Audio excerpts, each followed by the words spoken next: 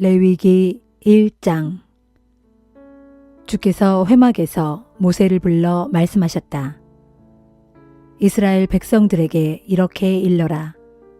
너희 가운데 누구든지 주께 가축을 예물로 바칠 경우에는 소나 양을 바쳐야 한다. 소를 번제물로 바치려면 흠없는 수컷으로 바쳐라. 주께서 받으시도록 회막 문간에 가져다 놓아라. 번제물의 머리 위에 손을 얹어라. 그러면 주께서 그것을 그 사람의 죄를 씻어줄 제물로 받아들이실 것이다. 번제물을 바치는 사람은 주 앞에서 그것을 잡아라. 그러면 아론의 후손인 제사장들이 그 피를 받아 회막 문간에 있는 번제단 주변에 뿌려야 한다. 그런 다음 번제물을 바치는 사람은 짐승의 가죽을 벗겨 살덩어리를 저미도록 하라. 아론의 후손인 제사장들은 번제단 위에 불을 지피고 그 불 위에 장작을 놓아라. 또 아론의 후손인 제사장들은 머리와 기름 덩어리를 포함한 고기 덩이를 번제단 위의 장작불 위에 올려놓아라. 그 사이에 제물을 바치는 사람은 제물의 내장과 다리를 물로 씻어라.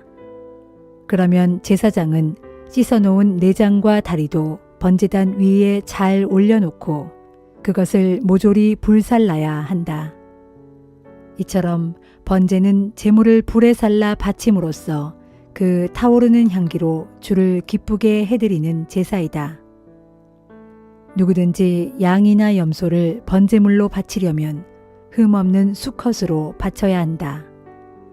제물을 바치는 사람은 번제단 북쪽의 주 앞에서 제물을 잡고 아론의 후손인 제사장들은 그 제물의 피를 번제단 사방에 뿌려라. 제물을 바치는 사람이 고기를 저며 놓으면 제사장은 머리와 기름 덩어리를 포함한 고기 덩이를 모두 번제단 위의 장작불 위에 올려놓아라. 그 사이에 제물을 바치는 사람이 제물의 내장과 다리를 물로 씻어 놓으면 제사장은 그것도 번제단 위의 장작불 위에 올려놓아야 한다. 이렇게 번제는 제물을 불에 살라 바침으로써 그 타오르는 향기로 주를 기쁘게 해드리는 제사이다. 만일 주께 번제물로 새를 바치려면 산비둘기나 집비둘기 새끼를 바쳐야 한다. 제사장은 비둘기를 들고 번제단으로 가서 목을 비틀어 부러뜨린 다음 번제단 위에서 불살라 바치고 그 피를 제단 주변에 뿌려라. 제물을 바치는 사람은 비둘기의 모이 주머니와 그 안의 것들을 떼어내어 번제단 동쪽의 재 버리는 곳에 갖다 버려라. 제물의 날개 쭉지는 찢어 놓되 날개를 몸통에서 아예 떼어내지는 말아라. 제사장은 그것을 번제단의 장작불 위에 올려놓아 불살라 바쳐라. 이렇게 번제는 제물을 불에 태워 바침으로써 그 타오르는 향기로 주를 기쁘게 해드리는 제사이다.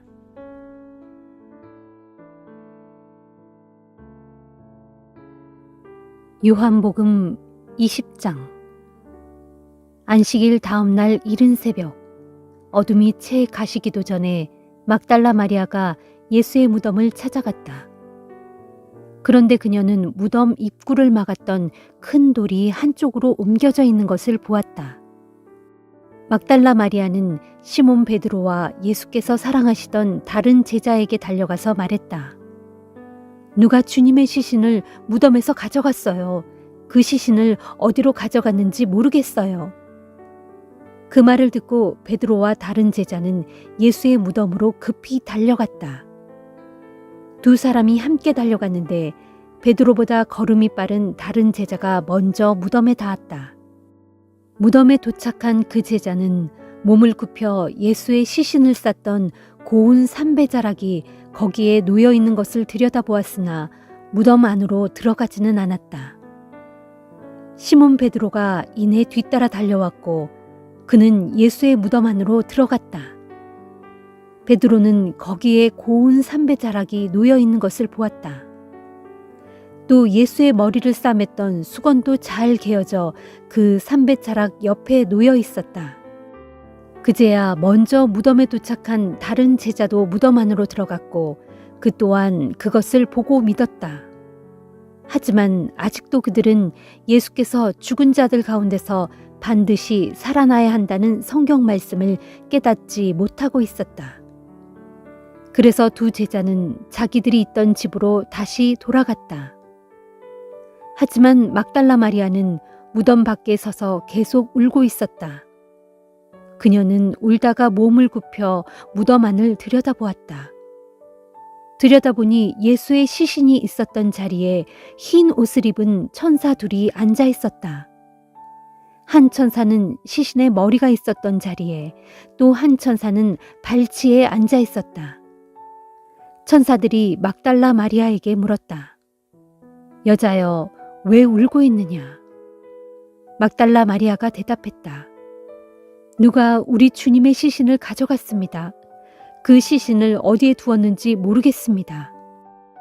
이 말을 하고서 막달라 마리아가 고개를 돌려 둘러보다가 예수께서 거기 서 계신 것을 보았다. 하지만 그녀는 그분이 예수이신 줄 알아채지 못했다. 예수께서 막달라 마리아에게 말씀하셨다. 여자여, 왜 울고 있느냐? 너는 누구를 찾고 있느냐? 막달라 마리아는 그가 동산지기인 줄 알고 말했다. 여보세요. 당신이 그분의 시신을 옮겨 놓았다면 어디에 두었는지 제게 말해주세요. 제가 가서 그분의 시신을 모셔가겠습니다. 그때 예수께서 마리아야 하고 부르셨다. 그러자 막달라 마리아는 예수를 향해 돌아서서 히브리 말로 라보니 하고 외쳤다.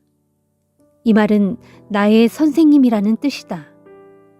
예수께서 그녀에게 말씀하셨다. 나를 붙잡지 말아라. 내가 아직 아버지께로 돌아가지 않았다. 너는 내 형제들에게 가서 이르기를 내가 내 아버지 곧 너희의 아버지 내 하나님 곧 너희의 하나님께로 올라갈 것이다 라고 말하여라. 막달라 마리아는 즉시 제자들에게 달려가서 자신이 주님을 뵌 일과 주님께서 자신에게 일러주신 말씀을 그들에게 전했다. 그날 저녁, 곧 안식일 다음 날 저녁에 제자들이 함께 모여 있을 때였다. 제자들은 유대인들이 두려워서 문을 모두 걸어 잠그고 있었다. 그런데 갑자기 예수께서 들어오셔서 그들 가운데 서서 말씀하셨다. 너희 모두에게 평강이 있기를. 이 말씀을 하신 후 예수께서는 제자들에게 자기의 두 손과 옆구리를 보여주셨다. 제자들은 주님을 뵙고 기뻐서 어찌할 줄을 몰랐다. 예수께서 다시 그들에게 말씀하셨다. 너희 모두에게 평강이 있기를. 아버지께서 나를 보내신 것 같이 이제 나도 너희를 보낸다. 그러고는 제자들을 향해 숨을 크게 내쉬며 말씀하셨다. 자, 성령을 받아라. 이제부터 너희가 누구의 죄든지 용서해주면 그들의 죄가 용서될 것이고 너희가 용서해주지 않으면 그들의 죄가 그대로 있을 것이다.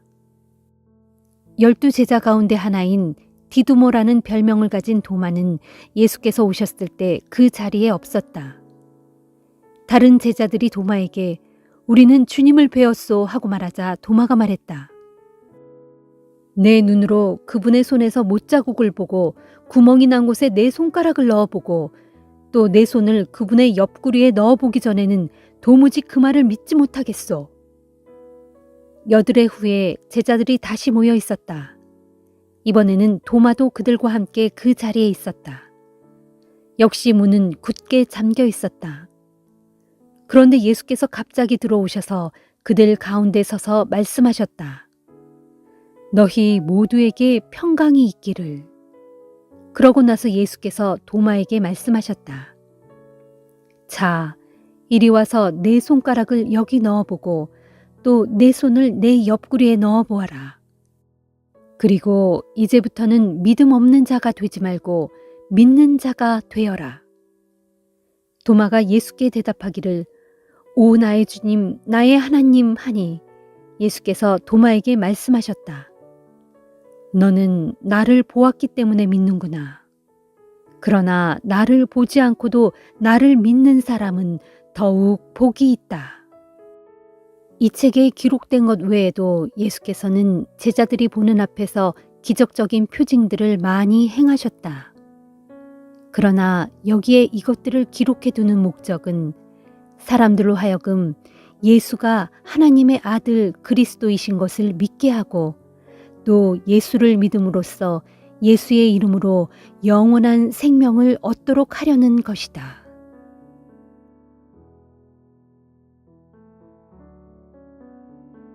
잠언 17장.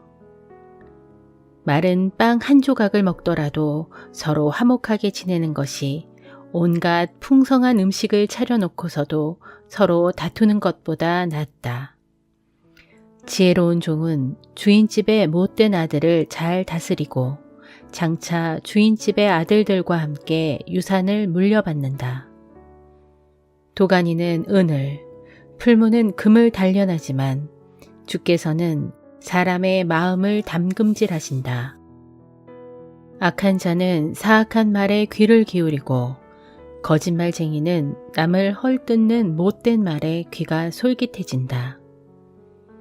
가난한 사람을 경멸하는 것은 그를 지으신 하나님을 욕되게 하는 일이요.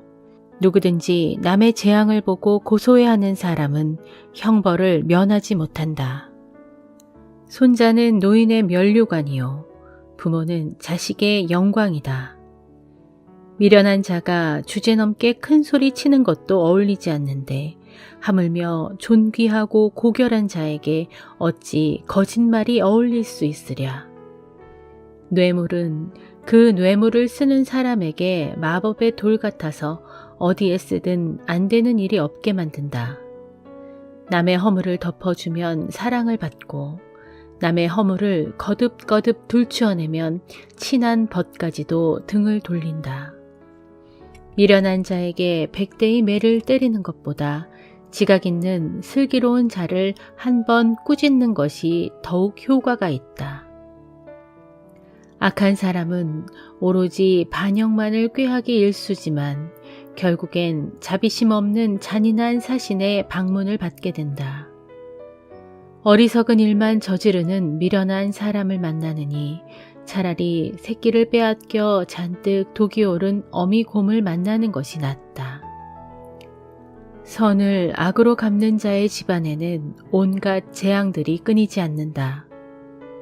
다툼의 시작은 댐에서 물이 새어나온 것과 같으니 댐이 터지기 전에 속히 다툼을 그만두어라.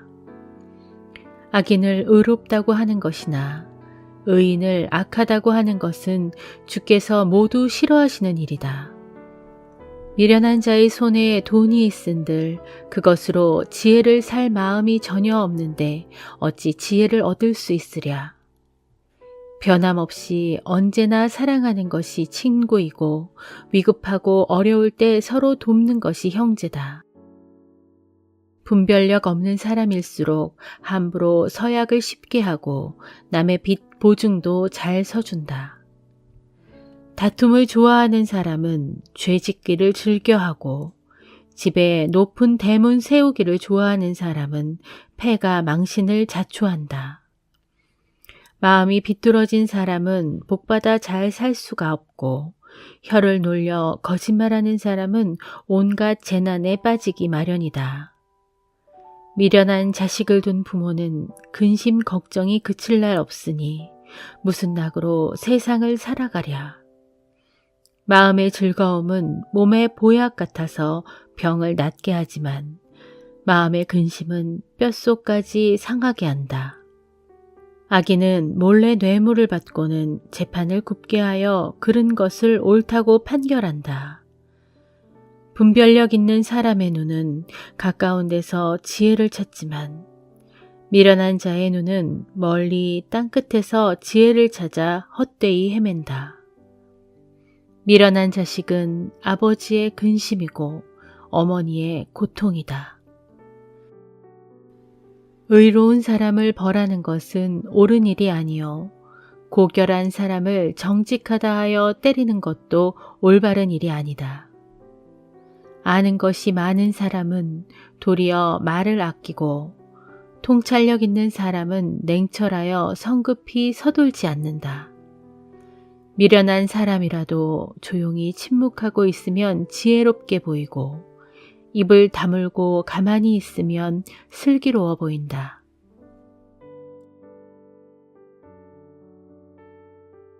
빌립보서 4장. 내 사랑하고 사모하는 형제들이여, 또한 내 기쁨이요 내 면류가 아닌 여러분들이여, 그러므로 모쪼록 이와 같이 주 안에서 굳게 서십시오. 나는 유오디아에게 권면하고 또 순두개에게 권면합니다. 두 분은 주 안에서 서로 한 마음을 품고 살아가도록 하십시오. 그리고 나와 함께 멍에를 맨 신실한 여러분에게도 당부합니다. 여러분은 이 여인들을 힘껏 도와주십시오. 또한 내 곁에서 복음을 위해 열심을 다투어가며 일하는 글라멘들을 비롯한 여러 나의 동역자들도 도와주십시오.